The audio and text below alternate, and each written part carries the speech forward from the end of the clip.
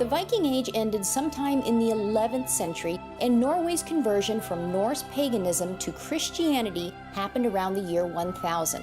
So we get a bit of an overlap in religions here, which produced a unique and beautiful form of architecture.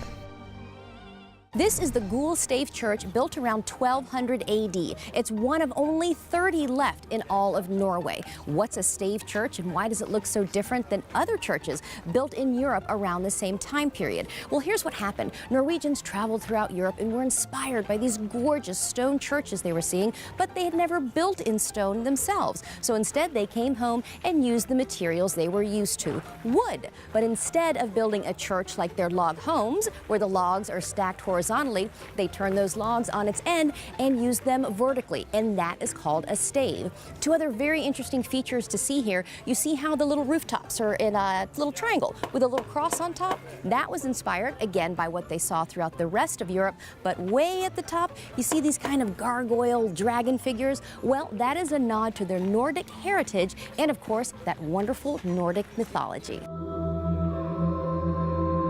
You can see the Nordic interpretation of the Gothic gargoyles here. Don't they look like those mythological creatures on the bow of Viking ships?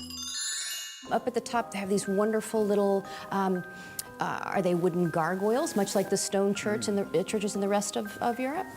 Yeah, well, here you see ornamentation which is in between Christianity and Old Norse religions.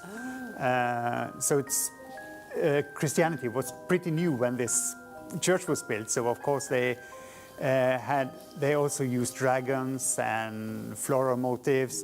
So we've got a combination of pagan religions and Christianity, all in one house of worship. As a Christian church, there are crosses on the rooftops outside and colorful paintings of the saints inside from the 17th century. And there's also some curious inscriptions dating back much further than that. We found runic inscriptions on some of the staves, showing that, well, this church is more than 1,000 years old. Wow! So where are these runic inscriptions? Here you can see drawings and runic inscriptions. These are made at the time of the building of the church. So these small drawings here are more than 1,000 years old.